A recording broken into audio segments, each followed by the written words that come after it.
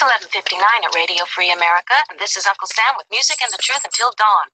Right now, I got a few words for some of our brothers and sisters in the occupied zone. The chair is against the wall. The chair is against the wall. John has a long mustache. John has a long mustache. It's 12 o'clock, Americans, another day closer to victory.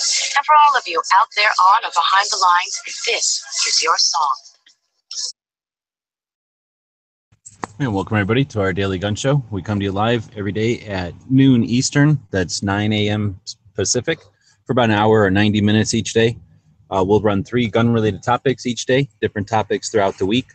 We come up with our topics from the audience. So thanks to everybody who watches the show live. We run it on YouTube and we simulcast it over at gunchannels.com where we're watching the live comments coming in. I think we told Ghost we would send him a link today. So if somebody doesn't mind sending Ghost a link, please do. And again, thanks to everybody else who's watching live. And we take certain shows and the best ofs and post the audio over on iTunes as a podcast.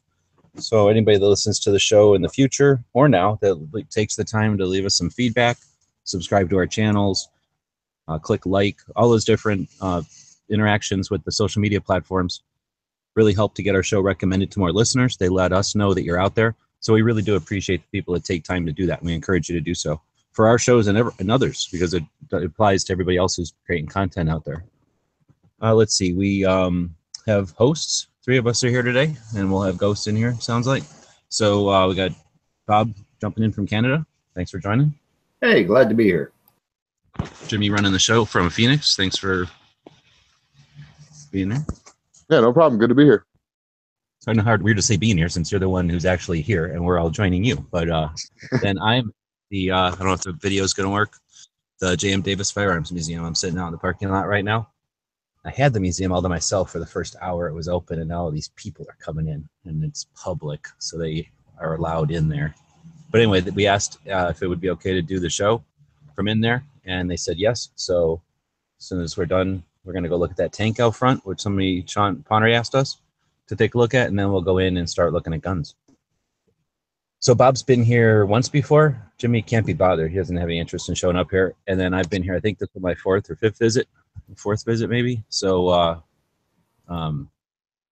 this is it's a public museum. It's a private collection. The guy's no longer with us, but J.M. Davis started out, I guess he's just made some money selling timber or something like that in Arkansas, and came to this town of Claremore, which is right outside of Tulsa on old Route 66. He enjoyed the town. It seemed like a good place to live. So he sold he traded his somewhere else in Arkansas that was timberland, and traded it for a 3-year-old hotel that was like the center of town here, the hustling bustle of town or whatever they called it. So that was on old Route 66. And back then, everybody was driving cars back and forth across the country down that road. And it was a competition between the hotels and towns to have attractions for you to stop at their hotel or stop at their town, something to see that was interesting. So J.M. Davis did a couple of things. He was a collector. He collected guns, of course. He has the largest, well, what some people say is the largest private collection of firearms, at least in the 60s. And he also had beer steins and Indian artifacts and other things. And he had these collections, and they would be lining the walls of his hotel, filling up the shelves, even decorating the rooms. So if you stayed in a room, you might be in a room that's just guns lining the walls and stuff. How cool would that be? Anyway, that was his hotel. And at some point, I guess somebody figured out he had one of the largest or the largest private collection of firearms. So he knew he wasn't going to live forever. And it sounds like he started preparing for eventually when he would no longer be in charge of the collection. So he made an arrangement. He brokered a deal with the state of Oklahoma that said the state of Oklahoma can have the collection as long as some stipulations. They leave it open to the public for free. And they had to give him a building. So they gave him this building that we're looking at. They built it in 1969. It was opened, and his guns have been in there on display for free since then, thanks to the state of Oklahoma and him. So I think this is the coolest thing ever. There's all kinds of cool guns in there. His collection was 14,000 when he owned it, and it's larger now because the Tulsa Police Department and others will add to it. So it has a lot of neat stuff that he probably wouldn't have even been able to acquire. He wasn't exactly the richest guy.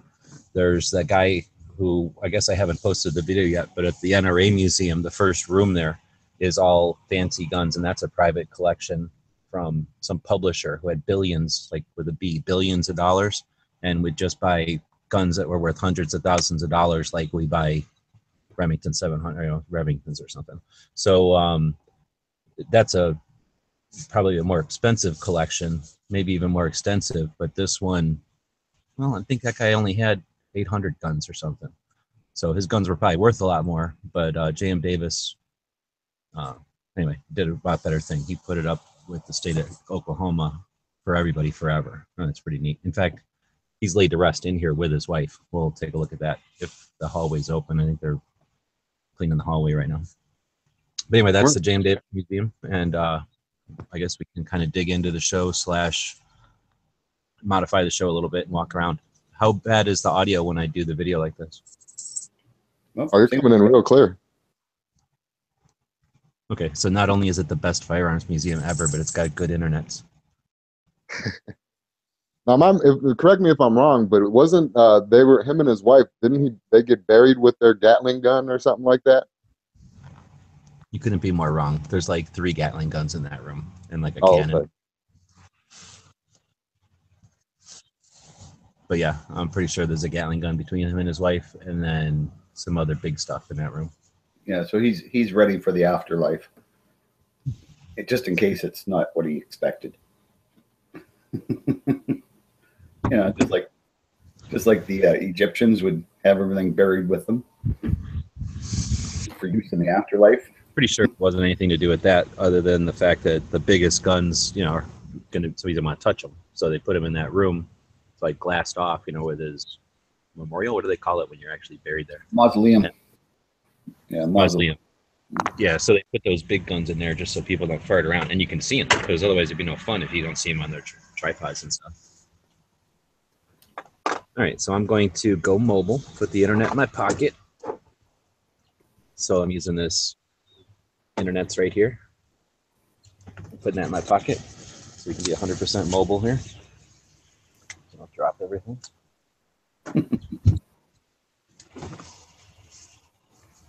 And then we'll go in.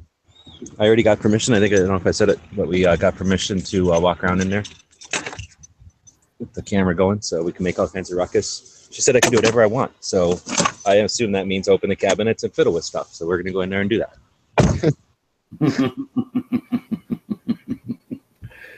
And we'll get to see some live video of G-West being arrested. How can they arrest me with them guns?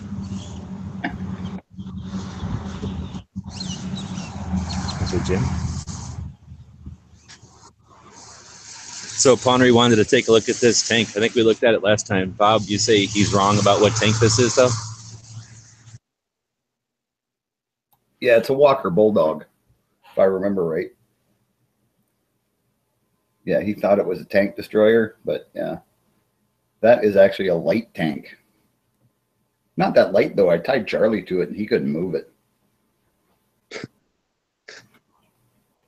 But those were used, I think they were developed right after World War II or just at the end of World War II to replace the Stuart tank. And, yeah, they were used in Vietnam. They actually dropped them by plane in pieces and then reassembled them. But quite an interesting little tank. It might be the only Planet Fitness with a tank out front. Yeah.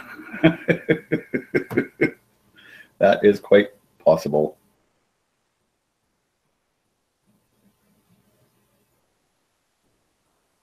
Yeah, it's a firearms museum, and it has an arrowhead after the name. I guess he had Indian artifacts too, huh? So you come in. Wipe your feet because it's raining out there.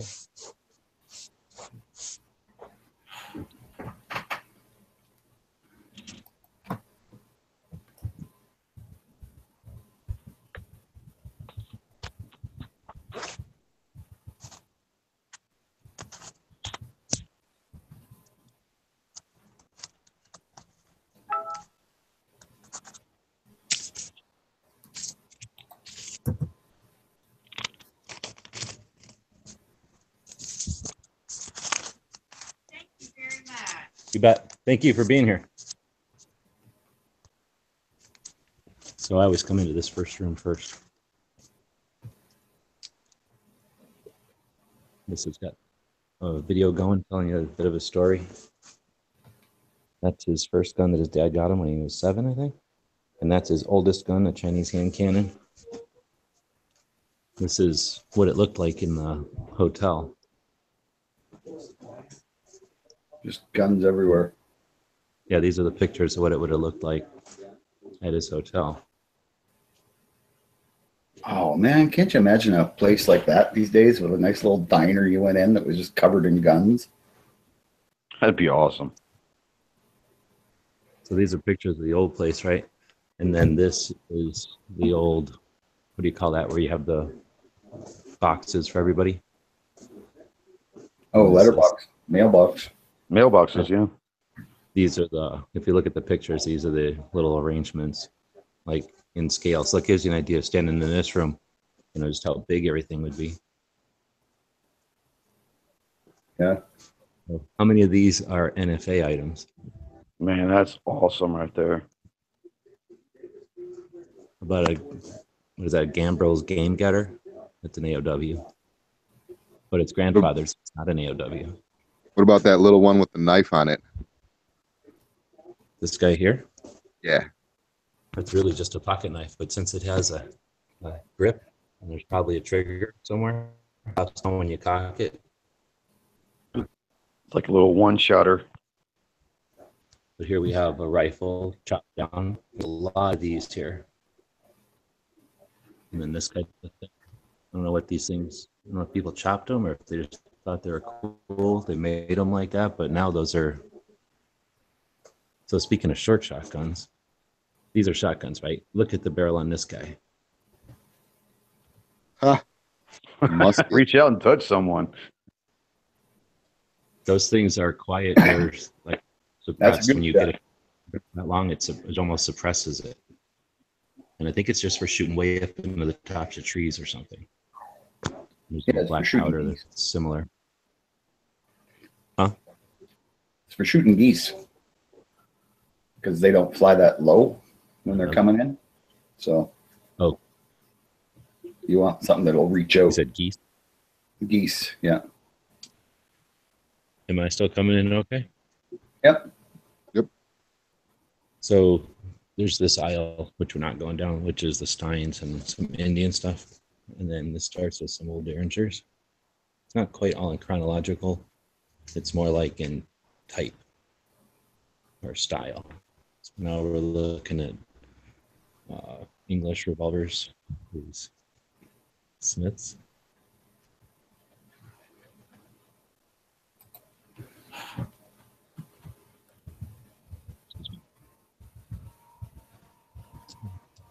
Get you all the way back to the back. And I'm passing a bunch of Steins. Oh, these are Walthers. Bob might want to look at those Steins more than anything.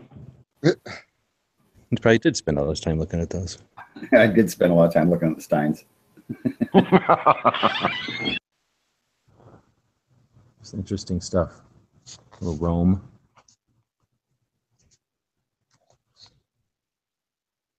So this isn't a super fancy collection where everything is super fancy. It's an interesting collection where everything is, it's a sample of everything. Oh, those are really neat right there. Yeah. Crazy. Yes.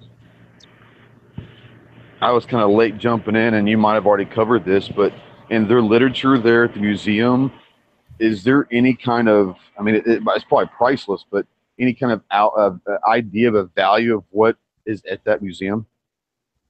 That's a good question. I think I've heard it before, but it would be a lot for sure. I mean, there's just think of the pythons. There's like a whole thing. Yeah. I mean, it's probably, some of these guns are literally priceless, I'm sure. Yeah, I'm sure there's a bunch of one of a kind type of things. So this is the far end of this hallway, and this is the, whatever we call it, memorial.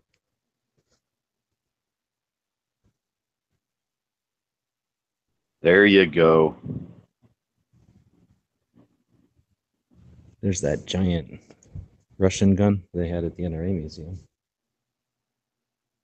We were talking about yesterday a little bit that they just Anti-tank gun. Yeah. take out tanks. Yeah. It only worked for the first couple of years of the war. Right there. J.M. Davis said, "I want to be buried with my guns." His second wife asked and received permission for both of them to be entombed here. He died in 1973. The only two places where people are entombed on the state of Oklahoma property were here and the Will Rogers Memorial, where he and his family are buried. So because Very cool. No, whatever this, it's unusual for somebody to be buried on Oklahoma. So here's a thing for Daisy BB guns. Don't know much about them. Oh, Flaubert rifles. Interesting. So does that mean little tiny calibers? Or is that the type of action? What's Flaubert? Yeah, Flauberts were 9mm usually, or a lot of them were. Or what? Like a 9mm. These are all 22s, but I think it's the action. Got that weird action. It's kind of block the back chamber off or something. Yeah, I think they were. If it's the ones I'm thinking of, I think they were like a what do they call it, a study gun or a lobby gun. Parlor gun. They're kind of big for that. This one's huge. This definitely looks like it's for distance. It's like 22 though. Shoot them inside kind of thing, I think. There's Martini rifles. Oh, martinis are cool. Rifles, I mean. Another action. We know what you're thinking, Bob. Actually, I am thinking rifles. I don't like martinis. Open that lever there, and then the top comes down. It's definitely neat now. Looks like we got some Japanese stuff. Arasaka. With everything but the. It's got its bayonet with a scabbard. It's got its front woods. It's got its little goofy mono bipod looking thing. It's got the anti-aircraft awesome. sight. It's got the dust cover on it. Let's see. Still got its chrysanthemum. Probably can't see that in the video. This is how a lot more of them look, with no dust cover, no anti-aircraft sights on the rear sight, front piece of wood missing almost always, and well, no sling and no bipod. There's one with a sling though. So that's a single shot smoothbore training rifle. This one says it's a training rifle manufactured specifically for firing blank ammunition only. And then this last one on the bottom is a paratrooper, a takedown feature. I've seen those. Have you seen the takedown features, Bob? Where they They're kind of break in half. Yeah. I've seen a lot of guys turn those into something like that to put them home in their duffel bags too. Yep. This one talks about the rear sight being the anti-aircraft rear. So these little things on the descriptions, they're not 100% accurate for one. I've noticed that, but they're pretty good and they offer some insight. So for something like this, where he's got 5 of them, there's some insight as to what makes that one different than the others. So that's kind of neat. And by reading a bunch of them, you get an idea of that, stuff about that rifle. Mm-hmm. Type 44 with a folding bayonet. It almost looks cool. And he's got a bunch of the bayonets here, some swords. I think there's a whole wall of swords or a whole display of swords somewhere. I think we talked about these one day, didn't we? Or maybe not. This kind of looks like that one roundy looking gun you had as a gun of the day, but this is some sort of a 22 caliber German gallery under lever pump stock, it says. So it looks like you pull the trigger guard down this way. Maybe Oh, that's man. the American. Some kind of lever up here. Oh, I've never seen this thing before. Trigger guard lever design. Yeah, looks like the fronts go this way. Only the Germans put a lever on backwards. Like that thing from Battlestar Galactica, the little dog on Battlestar Galactica. It had like metal and wood like that. There's a whole bunch of these things. I don't remember seeing these before. I wonder how often they change stuff up. Yeah, I don't remember seeing them either. What is this? Outside lock air gun. The leather-covered butt is an air reservoir capable of holding air shots or air for 20 shots. So it's very much like the Lewis and Clark gun. That's the air chamber. Exactly. Looks almost exactly like it. Circa 1799. So yeah, interesting. Very cool. So what is this thing? United States Gallery Action Underlevel. This is the St. Louis type that was similar to air gun sold to Johnson. Interesting. So this must be the air chamber. So those are air guns. Germans. Interesting. I don't think I've ever paid attention to the development of the air gun. This says monarchy, so Bob can tell us about all these guns, I guess. It says monarchy through 1792. So Flintlocks, England, I guess. And it says Republic. What is the difference? German Republic? Yeah, probably. Right. Yeah, I saw a pickle helmet there, so. I don't know if I've seen these guns before. An M16 Berther system carbine.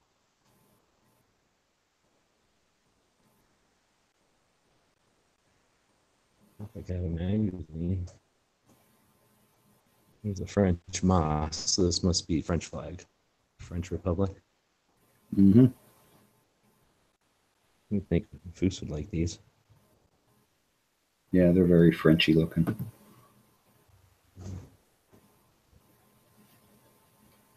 What's going on over there?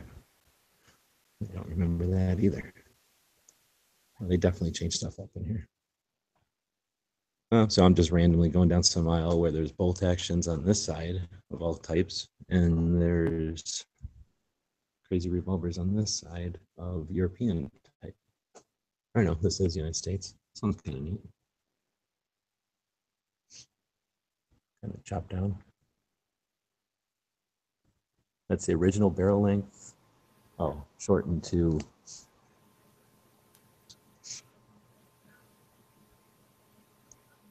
so I'm probably going too fast to be able to see most of this stuff.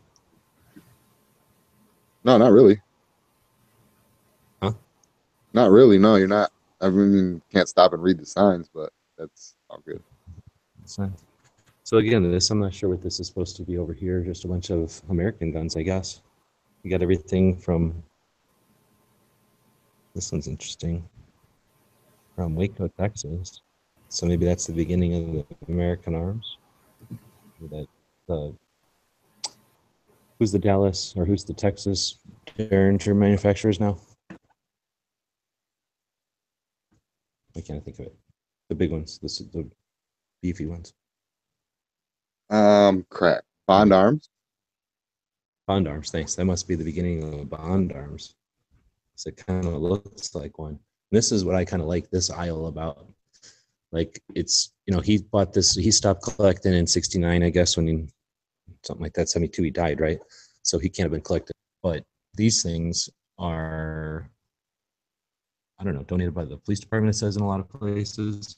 So we've got like a High Point, right? But it's not, it's a B Miller before they were High Point. Well, this guy, which is before it was High Point. So that company went through some iterations or whatever.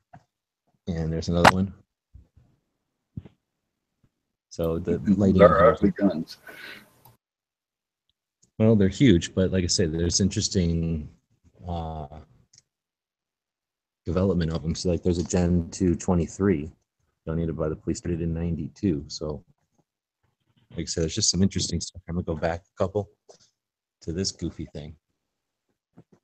Now, that's how I know it's wrong, because they're calling this a Jennings, and Bob knows what that isn't. Well, it's not Jennings, but Bob knows what it is. Do I? No, Is that a breed? It's just a standard, right? Chopped down. Yeah. So somebody like literally chopped it in front of the breech, and then the end of the grip off. Yeah, it kind of looks like they that. got it. Yeah, I know that's not doesn't look anything like any Jennings I've ever seen. No, it's not. But like I say, that's just a good thing. They've got the P12 Grendels, which are neat. They're the Grendels that take magazines. Like I got that P10 doesn't take a magazine. It has an internal. They've got this Intratec. I saw a couple of these at the gun show in Missouri last week, and these are cool because they made clear grip panels for them for a bit. Hmm. So you can see how many magazine. I think somebody else did that too. Hey, G. How many of these guns were his personal collection versus how I think many it have said it been was donated 14,000. over the years? I think they said it was 14,000 of his, and then they've been Holy added to. cow. 14,000 of his own private collection. Wow. So this is a 10 millimeter Parker. Looks a lot like Automag, but there's a 10 millimeter for you. And Yeah, each that's of these big one. rods is an inch, right? So these are standard pegboard. Yeah. So there's a Desert Eagle. Man, that's a gun for Punisher. Seriously, that's a That neat Desert looking gun. Eagle I'll is, say. oh, that's a bad gun right there, boy. That's an old one. So it's going to be marked Israeli Military Industries, IMI, instead of IWI, the new modern version. And there's no rail on it. So that's an old original Eagle.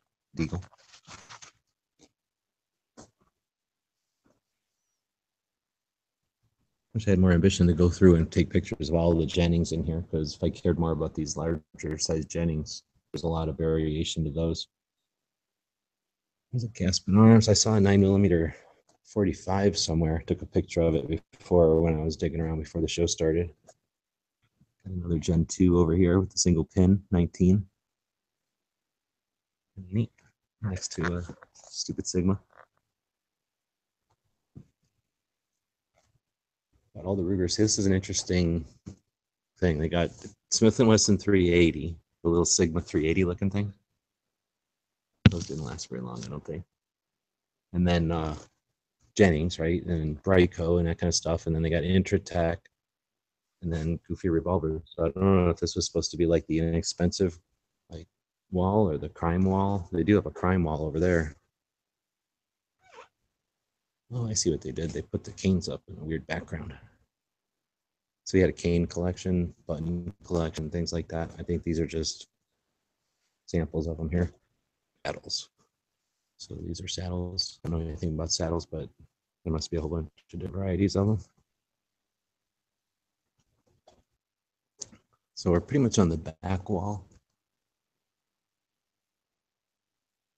Aisles. And it goes quite a ways over there. Is my internet still working okay? Oh yeah, you're live. So I'm sure when you're just watching this, I don't even know where I am in here. The aisles are kind of a crazy mess, and I like it that way because it's not like, well, the NRA museum you go through chronologically. So, you know, it's just some rhyme or reason to that.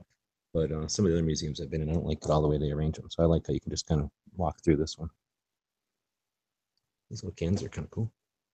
Yeah, and it seems like you could probably walk forever. Oh yeah, like I say, especially reading them. Some of them just say things like who they're manufactured by or the date, but then others will have a little bit more information. And like I say, as you read the whole little display, then you get some idea of what they're trying to do with it. It's kind of neat. They have some of them broke open so you can see what they look like as machines. Imagine this is more French stuff.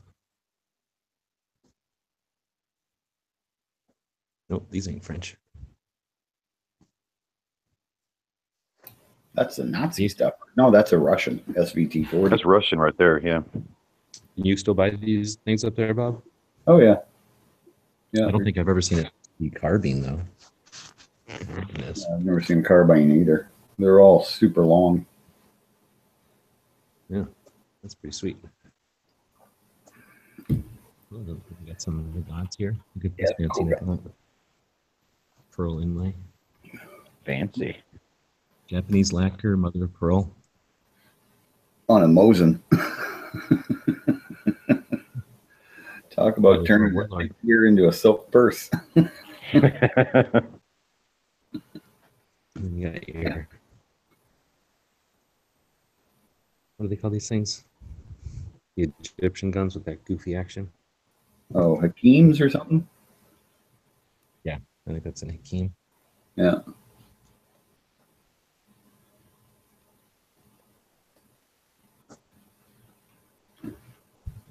I can zoom. Yeah, man, it'd be almost worth spending a couple of days Mom just the going Dragon, back. Mexican 7. Yeah, Clover Mexican out on the stuff. YouTube chat said, "Can you imagine the content you could have over several days of that place?" Yeah, a lot. And there's a bunch of Nazi daggers, I think. U.S. daggers. That's a lot of money. What is that? 500, 500, 500? Right there at Yeah. least. At least. 6, Oh yeah. 7,000. I don't know. There's a really neat display back here. I don't remember this one being here. Just trenches and helmets, or bayonets and helmets. Yeah, bayonets and daggers and knives. Hmm. Ours, everything else. This is all like World War I and II, World War II, and then I don't know what this stuff is. I guess older, maybe. I don't know what some of that stuff is. This is neat though. Real M7 or an M6, I mean. Look how short they are. Makes you look at those M6s or whatever they sell now from Springfield that are about this long of a barrel in disgust. That's how they should look. Yep. Hey, G, there's a question out there that wants to know: is there an ammo room at that place? No, very little No? ammo. It's Okay. all guns. Okay. Very little ammo. So this must be our guns. We got Springfields and where the hell this thing is. United States 1917 Enfield. Not familiar with that one. That's huge. Yep. That was we started building rifles on the infield design for service in the trenches in World War One. How many of these Johnsons have you seen in real life? Is that a Johnson? Yeah, I've only ever seen one in real life that somebody owned, except for this one and other ones in museums.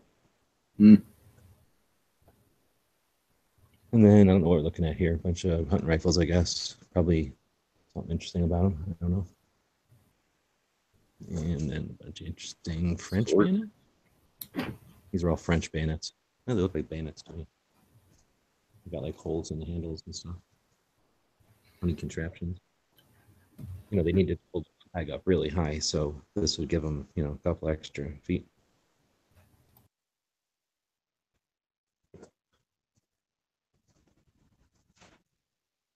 Here's some swords now. Looks like a bunch of military officer sabers and whatnot. That was nice. A lot of money sitting there.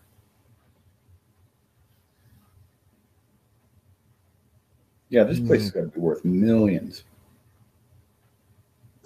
Oh, easily. I think one of these wings is worth millions. I mean, there's some of these guns, like you said, that are one of a kind, priceless. I mean, goodness gracious, this is awesome. Yeah. This is a 20. That's interesting. That's a 22 there. Super long barrel and goofy grip. I wonder what the deal is there. Yeah, that's a weird looking one. These all look like violins to me. Here's the things that Bob plays when he sits around playing musical instruments. Yeah, right. Banjos. Interesting.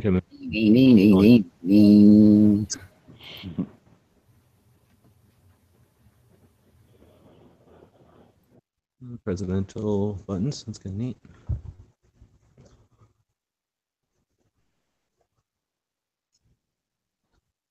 Yeah, man. Yeah, that is awesome. So it was like he was efficiently hoarding a bunch of different stuff. Well, no, these all were on display in the hotel. So this was to attract people to the hotel. They wouldn't have been like this. They would have been up on the walls and in rooms. Kind Oh, of like the same. I imagine. Same thing with all the like banjos and everything too. All that was like hanging up in his hotel. Oh, okay. Yeah, all of that was, you know, to come see his collections and stay at that hotel. Can you imagine you get a room and it's got a machine gun hanging on the wall? Right. Right, that'd be awesome. Can you just imagine over the years, even back then, and the prices back then, the amount of money that he spent on his collection? Oh, there's G's kind of favorite gun. No, these are all Czechoslovakians. They're just a bunch of variety that they make in Czechoslovakia. We have Browning knockoffs. No, everything's a Browning knockoff, of course, but Just most CZs. But that tells you that people in Czechoslovakia wanted little pocket pistols too, even back in 1945, whenever they were making those guns. Yeah. Well, Czechoslovakia is one of those countries in Europe that actually does allow concealed carry, I think. And here's the Browning section. So he's got multiples of guns. I don't think he was collecting like just specific one to have one variety or something. So it's pretty nice because they'll have like a Colt here and a Colt in the Colt display, and then a Colt in the Americans display, and then a Colt in the police area, you know, and he's got enough guns that they can do multiple arrangements like that. Here's one with a clear grip panel, like I was saying. So not very many people do that. I don't know why, especially now the plastics are so much better. But that way you can see how many rounds are mag right away. Yep. Right through your gun. That was the whole idea. Yeah, I thought those are kind of neat. I don't know why they still don't do that. It's better than like a slot or something, which lets dirt in there. So I don't know what this is. This looks like a whole bunch of neat stuff. Oh, this is a bunch of Spain guns. This Bob would like this. He likes this. Yeah, well, it's made for one-handed shooting. One broken hand. One hand with a broken wrist. And this is Belgium. So we've got a whole mess of them. Oh, here's another one with an acrylic grip panel. I can't see it for shit without like giant honking acrylic grip handle on a little tiny 25. Or I guess a 6.35. Is that 32? Yes, I think so. But obviously in Belgium, they like having little tiny guns.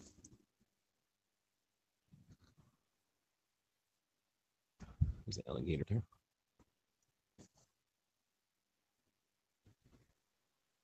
And these look like German? Oh, United States. United States, yeah. A bunch of United States guns. They're H&Rs. It's a company that made a lot of different variety.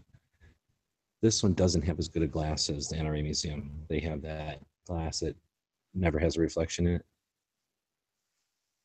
It's a little tough to get to the pictures of the whole displays. Kind of fades out sometimes. Yeah, that's what I found when I was in there. It was really hard to get pictures of it. This is an Anaconda.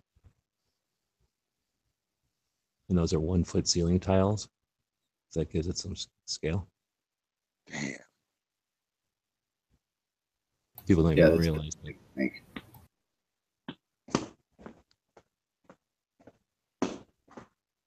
Took me that long to walk down to the other end of that Anaconda. We could feed this. If there was an Anaconda this big, we could feed it Bob. We could feed it Bob. Do you hear about that guy? I'd have They to got just, that guy with a suit so that the Anaconda could swallow him. We could do that with Bob. We'll give him some kind of a suit made out of metal, and then he can get swallowed and tell us what it's like. Hey, G, was Davis too hotty wanted to know, was he a shooter or just a pure collector? Do you know? What? If he was what? Or just a pure collector? Was he a shooter? Did he shoot or did he just collect guns? That's a good question. I don't know. I think he liked to acquire them, I suspect. But they never really talk about if he shot them very much. Yeah. I don't know how you say not. Oh, there's one of those 18-shot revolvers. That's awesome. Hey, Clay on the Gun Channel side asked the pretty interesting question. He wondered what percentage of those guns are chambered in antiquated calibers. The most, because he quit collecting in '72. And these aren't super fancy, expensive guns. These are just guns. So, yeah, I'll bet you a bunch of these are in stupid metric calibers that don't even exist. This one's in stupid 9mm. No maker's marks. 1877. Has 18 chambers. That's how back in 1877 they knew that 9mm was pointless and they would need in order to be effective. Hey Bob, didn't you carry that when it first came out? Yeah. This is the little mini version of it. Which is huge. That's a cool little gun. The batteries. So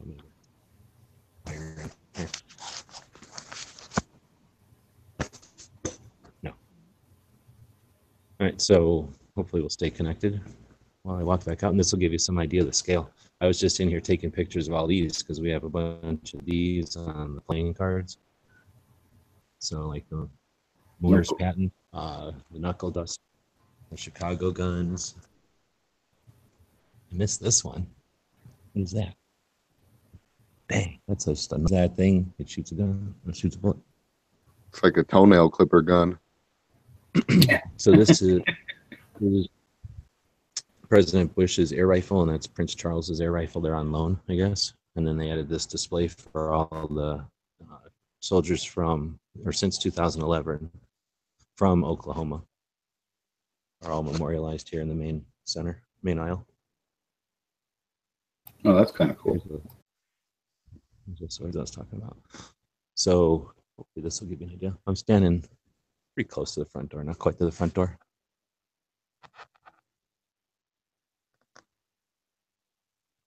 Wow. Yeah, it's a huge place. It takes hours and hours just to go through every aisle, let alone spend any time looking at shit. Yeah, it's like you were saying earlier. I mean, to get the whole effect of it, you might want to spend a couple days just, taking your time, and it's amazing. And as I walk forward here, these aisles are huge, so we barely scratched the outside perimeter a little bit yet. We haven't even touched all of it. It goes around here to the old-time guns, and there's all the Vietnam stuff. There's that TV is way down there. We were walking back and forth beyond where that cow skull or whatever it is. So we came from that Smith & Wesson display up here, so we only barely touched it. There's a gift shop and information about the local area. Free umbrella.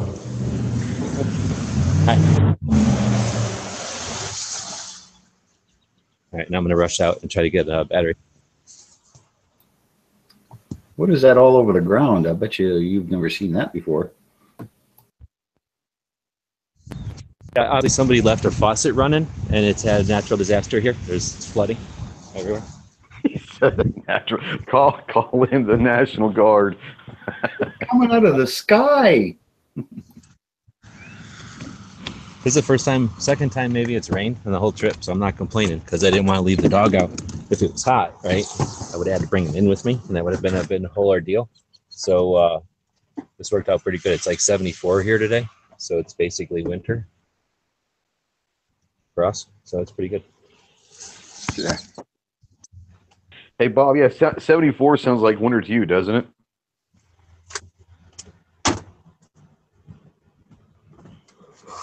No.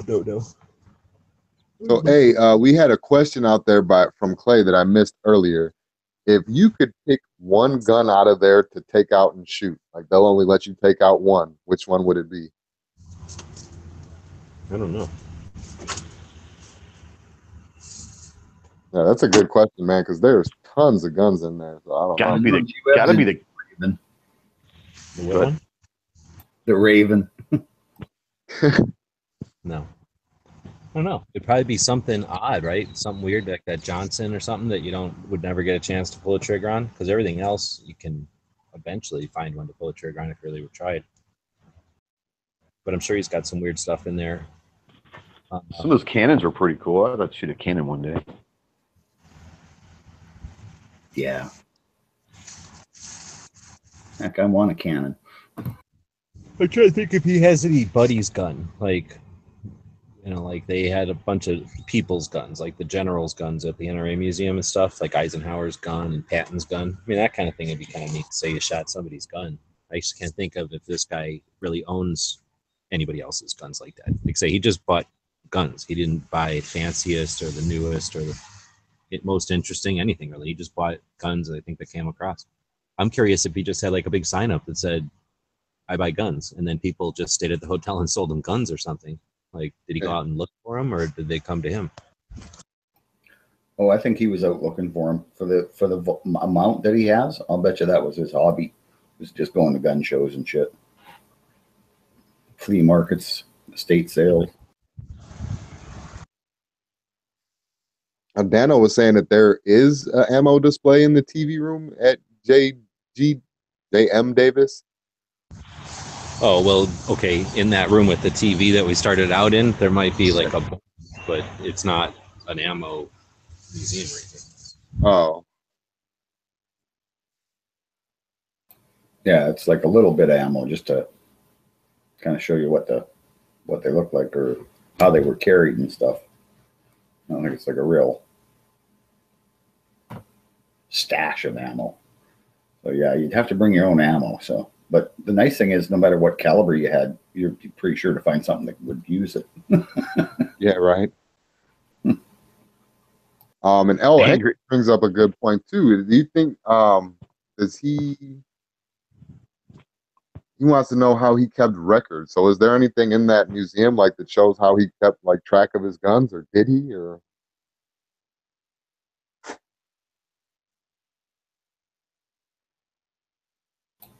14,000 guns, that'd be really difficult to keep track unless he was just meticulous, you know? Yeah. Like an app or something. Yeah. How about maybe just a spreadsheet? Yeah, he pulled out his Google. But I mean, they did used to make like spreadsheets on paper. So let's put it in perspective, though. He did most of his collecting. The museum was built in 1969. We didn't have to worry about serial numbers till stupid 1968. So most of his life, he didn't have to worry about a serial number. So I don't know if he cared how many guns he had. You know what I mean? Huh? They didn't even have to put numbers on guns until 68. There's guns in the NRA museum that like two guns have the same serial number because that just wasn't a thing back then. Yeah, he could have just, put down what they were in a book. But yeah, I imagine that's more or less what he did. That's what most of those people would do for records. They would have like a journal or a log book, and they would just write down, picked up, M2 Browning. And if there was a serial number on it, you put the serial number down. If nothing else, it's for insurance. I don't know. Might do it like as a collector, just so he didn't buy two of them, right? Mm-hmm. And then he might put it so that, he kept track of maybe what ammo he needed, something like that. Or like Bob's saying, just to keep track how much he paid for everything. So, for taxes or something, or just so his own records, how much he paid for that. Oh, for sure. I guess I'll be back.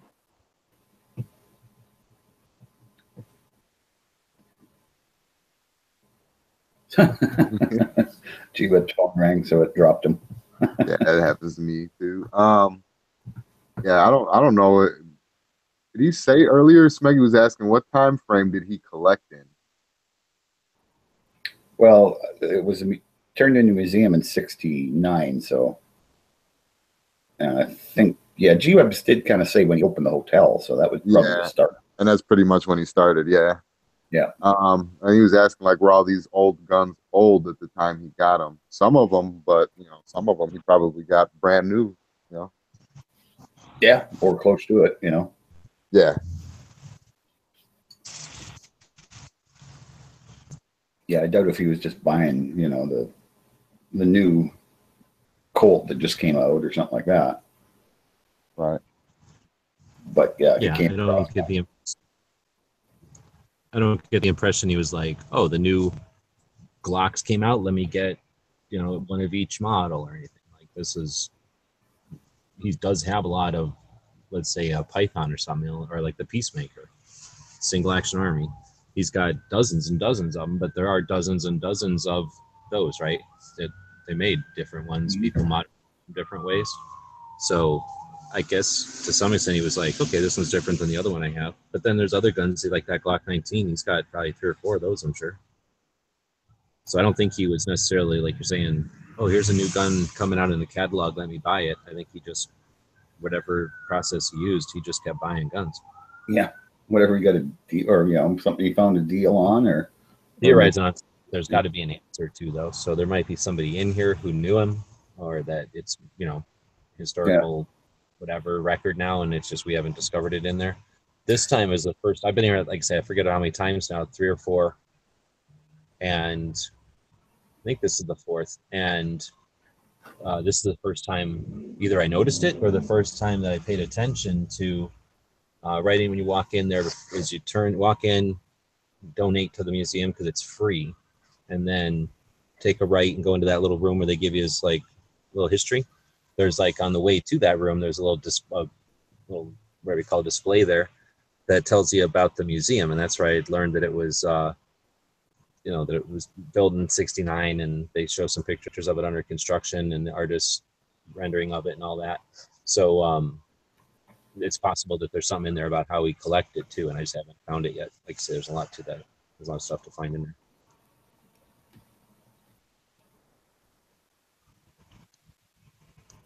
Well, let's ask for a show of hands out there. How many people that show up to the Tulsa Gun Show have gone to this? And hopefully we'll be able to get everybody to just hear a show. Now, this place is closed on Monday, which I'm told most of Tulsa is because they all take off on Mondays. So we'll want to meet up early if we go here. And well, yeah, because I was planning on coming in Friday night for the show, but I might even come up Thursday night and spend Friday at the museum. That'd be awesome. Yeah, that's what I was thinking, is that the people that are driving like that, we should coordinate ahead of time, because if we are going to meet up here, then everybody needs to drive ahead. And then also if we're going to be shooting, then that's 2 days of driving ahead. And this, I think, is cooler than shooting, but we'll see what everybody thinks. Well, you really got to do both. Yeah, it'd be ideal, but then that's, like I say, 2 days for show, 2 days for travel, and 2 days for shooting and going to the museum.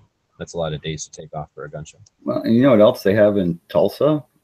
There's a guy building a giant steel Chinese junk in his yard. Oh, that guy who you're always talking about on YouTube? That's in Tulsa? Yeah, he's gone like 100 foot. It's a huge boat. Why is he making it metal? He wants to build a boat and go sail it around the ocean. Oh, and then he can float it from here to the ocean? He can truck it to get to water, and then from the water, I guess, down a river and through the locks. And yeah, apparently you can get to the ocean from Tulsa. Well, Bob's being awful loose with our free time. All of us that are 5 jobs. I'm just spending all. Well, like I'm just saying, it might be worth a drive past just to see like a giant steel ocean-going sailboat. We can talk about that on the daily boring-ass boat show. But now we're talking about guns. Yeah. I'm just saying it's another thing to see in Tulsa. It's not like there's that much to see there besides the museum and the gun show. Yeah, I saw a gun shop this morning that I'm going to go check out next to that awesome breakfast place. So if you ever do this J.M. Davis Firearms Museum, what is it? Don't come on Monday or Tuesday because this restaurant ain't open. It's open on Wednesday through Sunday or something. And it is an excellent breakfast place. So check it out if you're ever here. I forget what it's called. What's it called? I forget. I put it on Instagram. I'm not advertising the place. I'm just saying there is a good breakfast place just down the street, like a local place. The market across the street is horrible. Don't go there. Do I have my video on? Yeah. Don't go there. That's the worst supermarket I've been to in a long time. It's just really lame. Nothing good. Anyway, so I got to go back in there, I suppose. Or should we do some of the show? Yeah, we could do some of the show for a bit. Yeah, that sounds good to me. How are we at? Yeah, and then we'll finish up with a little more tour. Well, we are about a little over an hour into it. All right, yeah. Let's just go another 30, and then I don't know. I'm going to spend the rest of the day here, I think. I only got barely an hour, I guess, in there, and I went down 2 aisles taking pictures. So I plan on doing a little bit more than that, I think. Yeah, exactly. And that should be like a hint for anyone going up there. Like, imagine if you were sitting there reading all the posts and the signs and all that. You could have been in there all day, couple days. All I did is take, like, 2 pictures of each gun that I wanted to take a picture of, because you take one, then you fiddle with it, and you take another, so that in case so you get 2, one good one out of the 2 kind of thing. And I didn't read everything. I mean, I'm talking like, yeah, that hour goes pretty fast. So I suspect you could kill a day easily here, especially if it's you've got the time to do it. So anyway. Yeah. Yep.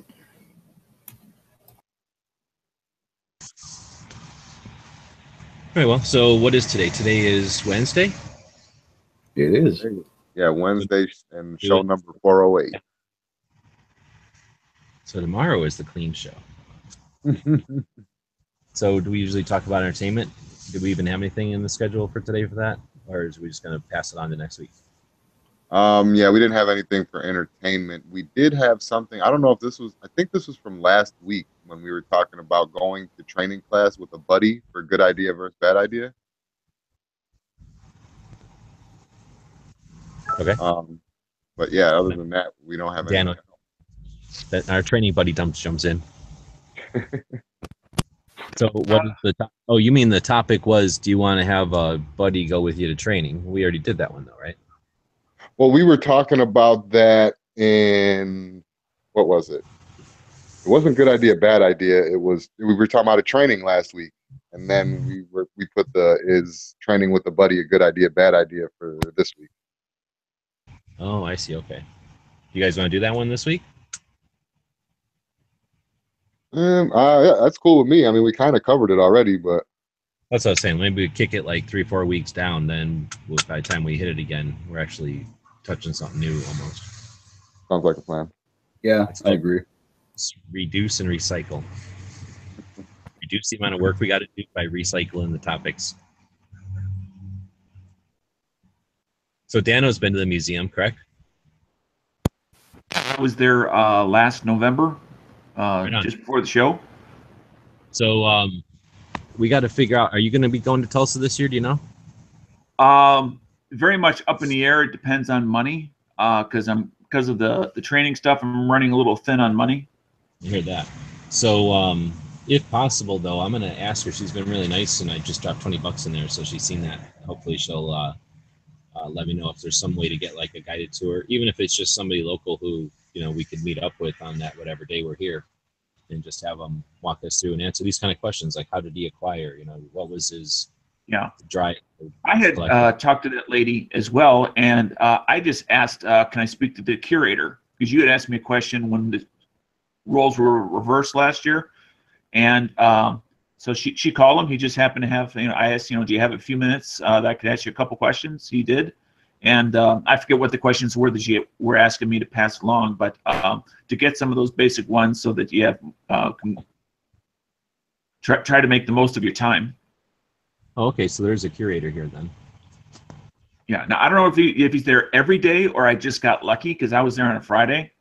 Well, but all these cars did show up. Whenever I was in there, when it first opened at 10, I was the first one in there, and it was only me, that lady, and the guy waxing the floors. So I'm guessing he wasn't there yet. But these might not all be people, visiting the museum. He could have showed up. He might not be right. Guy to be from the beginning, right? Right, or maybe he's part-time. How about this? And I don't know, this is crazy, but we're crazy, right? I noticed that a whole bunch of these guns are super dusty, like just super dusty. They're almost filthy. So I'm wondering if we can't volunteer our time to come in on that, whatever day it is, and just bust open some cases and give us some dust clots. And maybe we could sign some kind of waiver or whatever, and then help them out. That'd be kind of fun.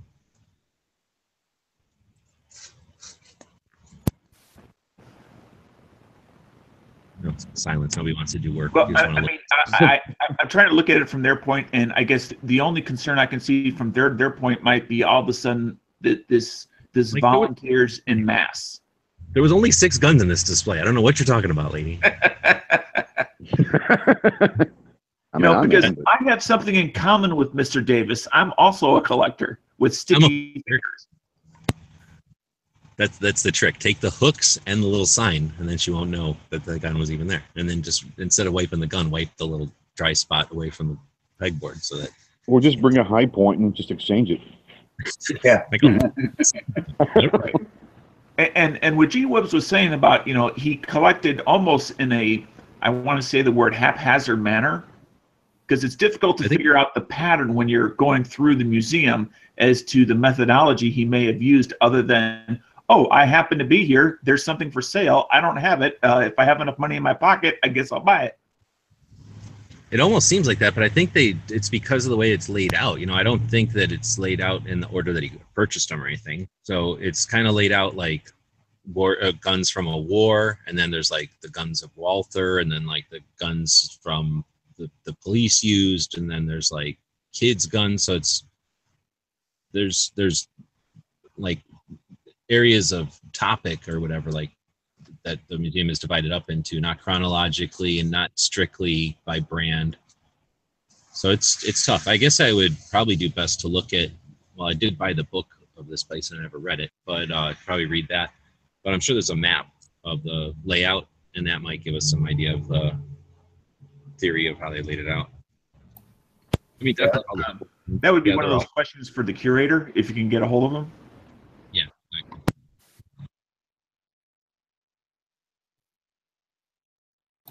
Or you could just sketch a map while you were in there. Well, the curator's somewhere in his 70s. So he he's might like, like Bob's brother. He might have even known him. Yeah. Yeah. All right. Well, so good idea, bad idea then. Not having a good idea, bad idea topic. Is that a good idea or a bad idea? I think it's a bad idea. Bad idea, yeah. So was a good idea, bad idea topic going in there and trying to get some work done in there? Is that what you're saying? No. We usually just do a topic where we argue about something. No, but didn't you bring up, was when you brought up going early and maybe trying to help them clean up, or was that their good idea, bad idea topic, or are you just making that as a statement? No, I was just saying that'd be a neat thing to do. Let's see. Good idea, bad idea. I don't know. Is there anything topical to this museum? Yes, Meggie had one actually good right now. Good idea, bad idea. Displaying your guns in a hotel, or I guess a place of business nowadays. Super good idea. I mean, it obviously worked out good for James Davis. I would say it's a good idea, though. I think it's neat, and there's all different kinds of ways you could secure them. I'm sure he didn't just have them set in there. I'm sure they were wired onto the wall so that people can just casually take them off and fiddle with them. But I guess I don't know. Maybe he did have them. I mean, there's all sorts of restaurants and hotels that have themes, and they have, whether they're reproductions or the real deal set up all over the walls. And there's a restaurant not too far from me where it's kind of a firefighters theme, and they have like helmets from all over the United States, as well as boots and hoses, and they actually have, where it was, what year it was, last used, and any little tidbits of information on it. Oh, there's a restaurant over by where the gun show is, the Wanamaker Gun Show, and we stopped there for breakfast a few times last year, and the owner had like a John Wayne thing. He likes John Wayne a lot, so he's got probably replica guns, those really expensive replicas that look real nice, like shadow box type of things, with some guns, and then he's got like the big 3D type, like the paper cutouts. He's got like the big 3D mannequin type of John Wayne, and it's got a 6-shooter on it. So yeah, I think for a lot of reasons it makes your restaurant interesting and unique, right? It gives people a reason to show up, and if you're growing a collection and fiddling with it, then there's reason for people to come back and see the new stuff, or you change the displays around or rotate your collection around. And then as far as practically, if you're running a business and you have a super expensive collection like that, there's got to be a way to write that off on taxes, right? Call it part of the business expense. So it might be a way to your while. I said for sure you can write that off. So you know, like if you've got a restaurant with a bunch of cars and stuff, then yeah, I'm sure they're acquiring some of that stuff with the intention of using it to further their business. Now, do And you then, think yeah, it's possible? Oh, go ahead. I was just say it keeps guns, you know, in part of the culture again. And yeah, I think it'd be neat. How awesome would it be? There's like, you know, these big chains and stuff. How cool would it be if there's a chain where their, you know, guns was a theme? Or shooting or hunting or something cool. You guys Now, go to more barbecue places than me. Aren't there barbecue places that are like, you know, have mounts on the wall and maybe shotguns or something? Rifles? oh yeah, what was that one place? Cracker Barrel. I couldn't stop looking at their display. They had like, I think they had 2 guns up or something like that. Yeah, and that's the kind of thing where, you know, it's not guns in your face, but guns are part of it and they're not hiding it. That's kind of Yeah. cool. And rails are pretty much everywhere. Now with that though, do you think that it would be a possibility to lose business in a restaurant or whatever with all the guns? I don't think you have to get everybody's business, so I'm okay with that. I'm of the philosophy that you do business with the people you want to do business with, and if Yeah. there's somebody then they don't eat at your restaurant or buy stuff in your store. All the liberals that go to all the movies where there's guns plenty, and clearly they don't boycott the movies. Good point. It ain't just gun owners watching that stuff.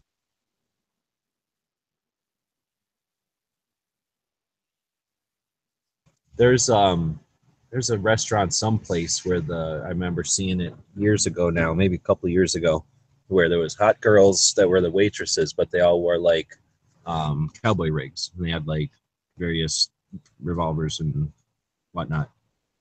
Remember that? I don't remember if it was in Wisconsin or Texas. Sounds like something to be in Texas. Yeah, but I thought it was kind of like they did All it. the best ideas come from Texas. But I think it was one of those things where like you didn't expect it because you, like I said, I thought it was someplace different. But anyway, there's that, and then again, it becomes a unique thing for your restaurant, and then that's putting it on the girls like that. That's putting it, or that's exposing people to firearms in a way that isn't the beard and the overalls, and it isn't the, you know, the hunter guy. It's just having some fun and having that unique spin or whatever on your restaurant. Yeah, and you can teach all the girls to spin the pistols and do some tricks. Yeah, They used to have, like up in Jackson Hole, Wyoming, I used to go up there for the summertime for a little bit, and they would have this little town square that kind of the old town of Jackson Hole was kind of goes around this town square. They would have barbecue and all that for the people that go up there. But they would have like reenactment of gunfights and stuff. Obviously, they weren't real, but reenactment gunfights and people walking around through town dressed up in the old West cowboy stuff. It was pretty awesome. A lot of people go there just for that. That's a good point. Tombstone's like that. You know, there's been a place in Wyoming that's kind of like that. Not quite as much. With those though, people are going to it. You know, I'm going to this historical place, or I'm going to go to this historical place and eat dinner. You know, so they're kind of expecting it. I like the idea of having it. You know, it's a chain or something where, you know, it's just the flavor of it. Instead of being a sports bar, or instead of being a dance bar, it's a, you know, shooter's bar. It's a gun bar.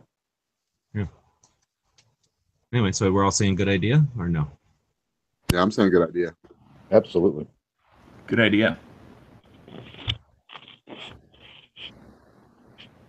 I'm silent. It's all old people going to this museum. What's up with that? No kids.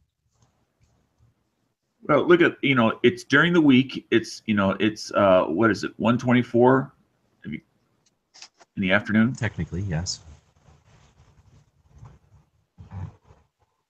You know, the family hour. Or That's true. But there could be like a school bus full of kids coming from a local school to learn about guns. That'd be good. I wonder if that happened. Yeah. Depends on the school. It's hardly anything to touch or break, really. I mean, except for the gift shop. There's very few things that are outside of the glass.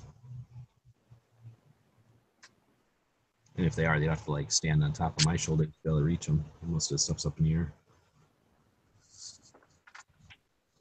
Oh, do we have a movie of the day? Every day we like to hit a movie, something you might not have seen in a while. Yesterday we did what, Scarface? Yeah. Hold on a second. I got off. I feel like every time we start talking, Jimmy just takes a nap. Like Drift away. Today's movie was Reservoir Dogs. That's a good one. I know this is hard to believe, but yet another movie I have not seen. this is one that I'm going to mix up with Usual Suspects. So Reservoir Dogs is not the one where it's like Mr. Pink and Mr. Black, right? No, that is the one. Oh, it is. So That's the one that's, Reservoir Dogs. Yeah. Yeah. it's in a garage and it's like after the thing, and it's all about. It's more like a mental type of movie, right? Yeah, yeah. There's like flashes of action, but yeah. I thought that one was neat whenever it first came out. If I'm remembering it correctly and not mixing it up with The Usual Suspects, which I'm sure I am, I thought it was a neat one because it was a different take on the plot or whatever. It wasn't just like, here you go, here you go, here you go. It's all chronological. You're just watching it happen as like a fly on the wall, and now you're done. Like it Was this Tarantino's first, or was Pulp Fiction his first big one? Oh, that's right. It's that guy. This was first, I think. Yeah, I think this is before. Yeah. So that's what Tarantino kind of does. It he kind of throws it all out there and kind of mixes it up, which is kind of cool. Yeah, I like that part about his movies a lot. Yeah, the So way I it told think the this story one- was definitely cool.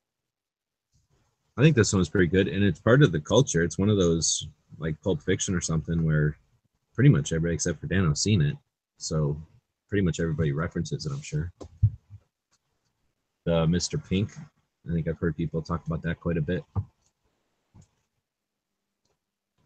I think it gets overshadowed by a lot of other. And I'm not boasting up Quentin Tarantino either. I really don't like him, but it kind of gets overshadowed by his other movies though, because it's not as actiony. It's more like you got to think about it and talking and stuff like that. So that's why I brought that up too, because people don't usually, when they think Quentin Tarantino, I guess that movie comes up. But I mean, it's a good movie, but like you say, you have to pay attention to it. You gotta, if you watch it completely and keep track of what's going on, then you don't know what's going on, and it's not like some of the other movies where you can just watch them for the action. And Which model of the Smith and Wesson was that?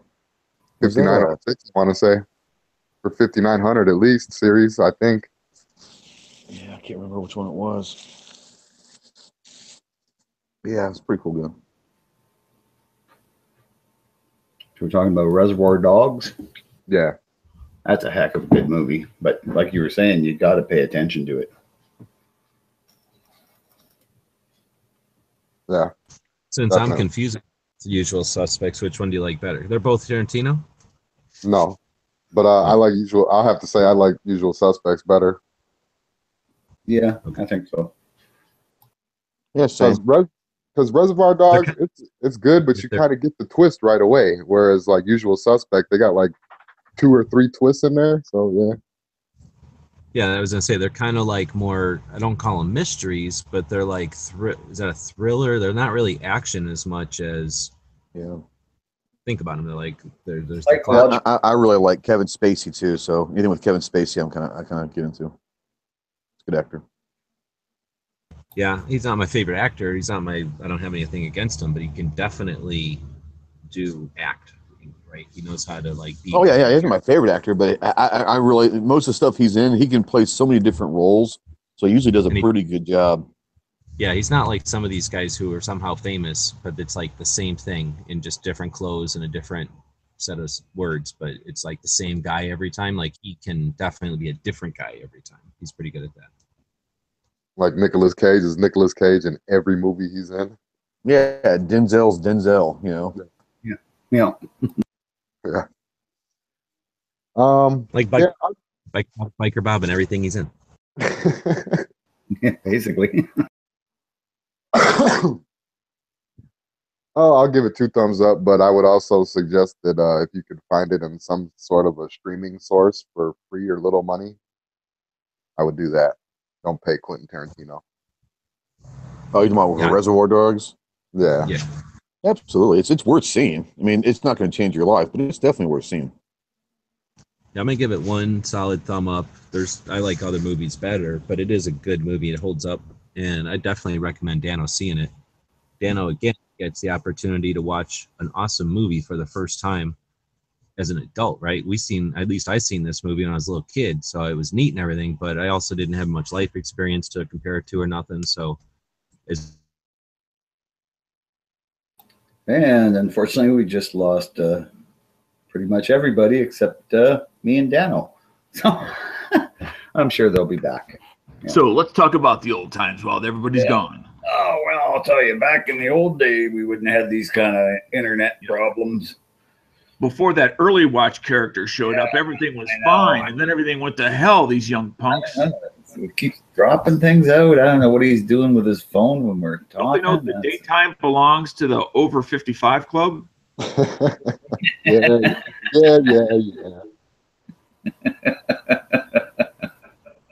Now you'll have to watch the whole recorded show to see what else we said. All we about need is, Cycle Camp and somebody else in here. Sorry that the show is moving at a faster pace now for all the retirees out there. Oh, you kids, you crazy kids.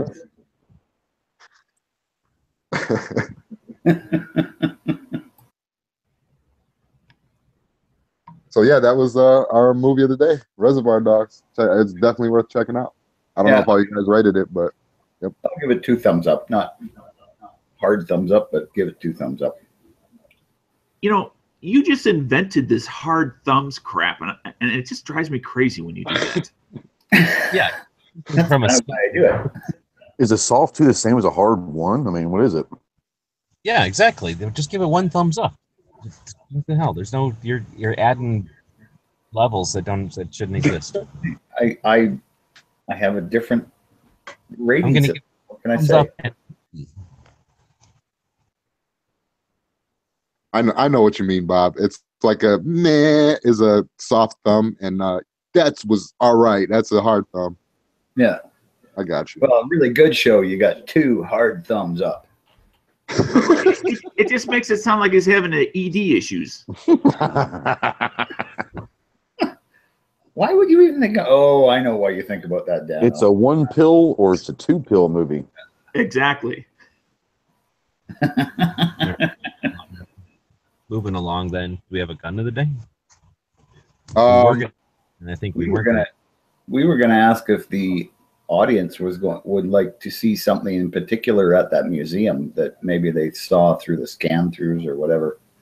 Right, we forgot to mention that at the beginning of the show, that if you see anything that you want to mention as the gun of the day, then shout out. So I can go back in there and we can find a gun of the day. I think that's a good idea. Can I vote for the Johnson? And it won't be a high power. It'll be that B Miller. Well, we know that it won't be a 9mm, that's for sure. No, I tried pointing this camera at 9mm. It's like trying to touch 2 pieces of a magnet together. It won't happen. But I'm glad you can appreciate the difficulty in trying to video that glass. Yeah, I forgot that it's the NRA that has the beautiful photography glass. This one, I remember now when we were here for the first time in 2012, they had a guy filming, taking pictures, still photographs, but they had to open the cases and pull the guns out for him. That was a big ordeal. Right, because trying to get the right camera angle to get those fluorescent lights not to show up is pretty difficult. Well, I know what it was you sent me back in there for. That was the Daisy air gun thing.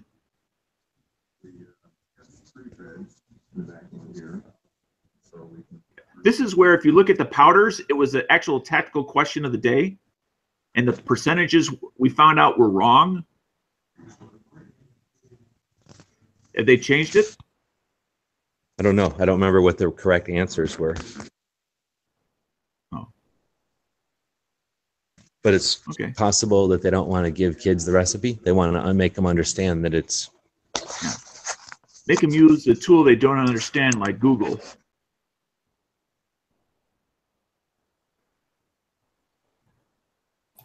Yeah, or go to a library. That's where I found out how to make it. Well, yeah, if there was no internet, then yeah, that would confuse them.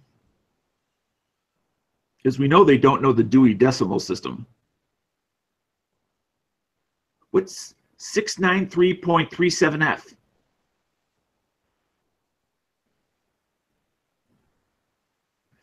F is for freaking firearms, buddy.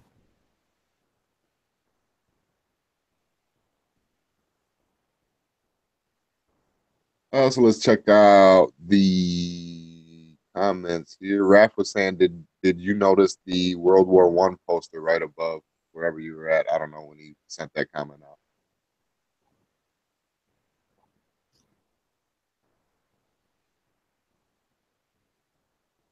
No votes on the gun of the day. Are you looking on both sides, generally speaking? Yeah. Okay. Well, literally, both sides.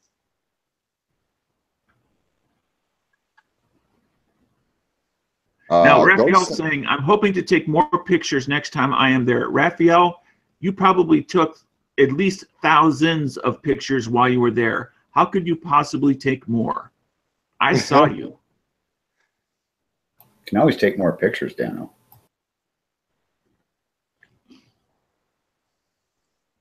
I mean, I don't know how he didn't use up all of his SIM cards.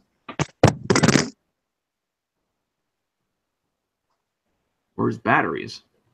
Rolf did say the AK with the laser.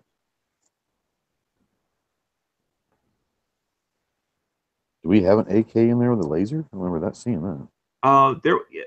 I remember something like that, but it was unknown whether it was an add-on by someone after the fact or whether it was a prototype sort of thing from the other side of the curtain. And that's the downside of like some of the little index cards where it'll just say, you know, AK Eastern Bloc, you know, brought home as blank. I mean, you really don't know some of the lineage of the add-ons. Or was it a prototype?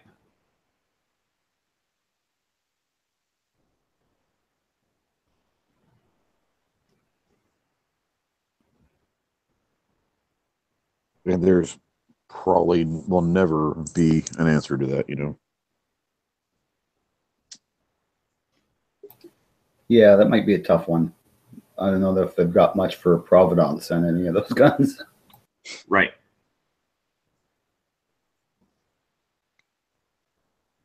It's almost like if you know what you're looking at and you have that knowledge, yes, you can probably, you know, find some really unique things. But if you don't and are totally relying on the index cards, it's going to be a little difficult for you.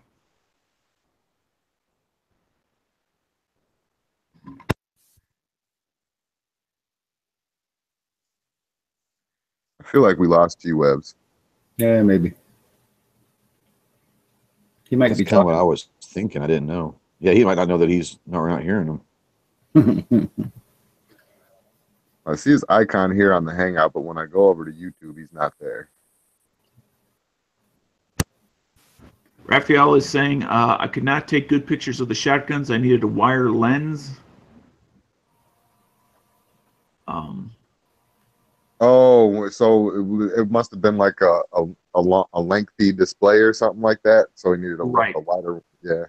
The long guns, and it says, and the big machine gun near the ground that I could not get in one shot. Yeah, and that's an overall length issue thing. So yeah. As well as some of the stuff that's over in the memorial section where Davis and his wife are entombed.